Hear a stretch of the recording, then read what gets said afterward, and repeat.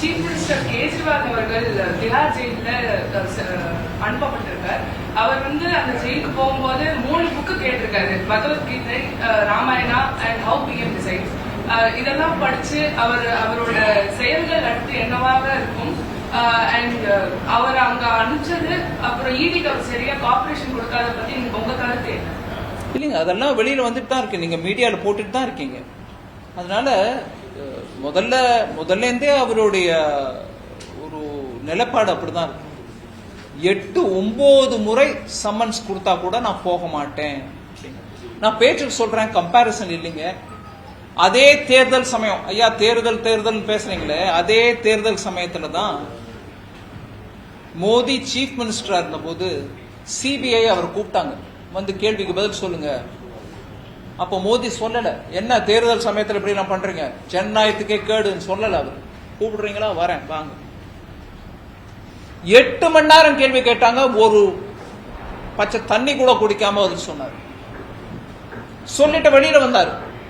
சொன்னாங்க இந்த மாதிரி மீடியா கேட்டாங்க, சிபிஐ கேள்வி கேட்டாங்க, நான் முழுமையா பதில் கொடுத்துட்டு வந்திருக்கிறேன். அது ஒரு தரம் கூப்பிட்டதுக்கே. இங்க 8 தரம் கூப்பிட்டு 9ஆம் முறை கோர்ட்டுக்கு போய் அவர் வரவே மாட்டேங்கிறார், நாங்க எப்படிங்க நடத்துறதுன்னு கேட்ட பிறகு கோர்ட் இல்ல நீங்க போய்தான் ஆகணும்னு சொன்ன பிறகு வந்தார்.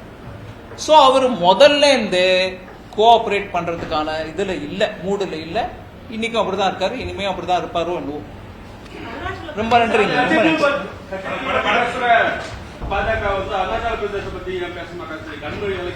அருணாச்சல் பிரதேச பத்தி நேத்திக்கும் பேசியிருக்காரு வெளியுறவுத்துறை அமைச்சர். அதுக்கு முன்னாடியும் பிரதமர் ஐயாவே சொல்லிருக்காரு, it is part of India, it shall continue to be a part of India. And யார் என்ன பேர் மாத்திக்கிட்டாலும் எங்களுக்கு கவலை இல்லை, அது நம்மளோட நாட்டு. இந்த நாடாளுமன்ற தேர்தலில் நீங்க போட்டியிடுறதுக்கு காரணம் என்னன்னு சொல்லிட்டு தமிழக முதலமைச்சர் கேட்டிருக்காரு. தேர்தல் நிதி பத்திரங்கள் மூலமாக அதிகமாக பணம் பெற்ற பாஜக உங்களை கைவிட்டு தமிழிசை சவுந்தரராஜனை பலிக்கேடா ஆகியிருக்கிறதா விமர்சனம் பண்ணி அவங்க அதை எப்படி வேணா பார்க்கட்டும். எங்க கட்சி எப்படி தீர்மானிக்குதோ அப்படிதான் நான் நடப்பேன். எங்க கட்சி என்ன கண்டெஸ்ட் பண்ணுமானா போவேன், இல்லைன்னா இல்ல.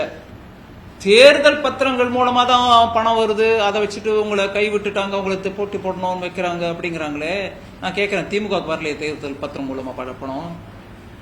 90% மொத்தமா அவங்களுக்கு தேர்தலுக்கு பணம் வருதுன்னா, கட்சிக்கு பணம் வருதுன்னா, 100 ரூபா வருதுன்னா 90 ரூபா ஒரே ஆளுகிட்ட இருந்து வந்திருக்கு.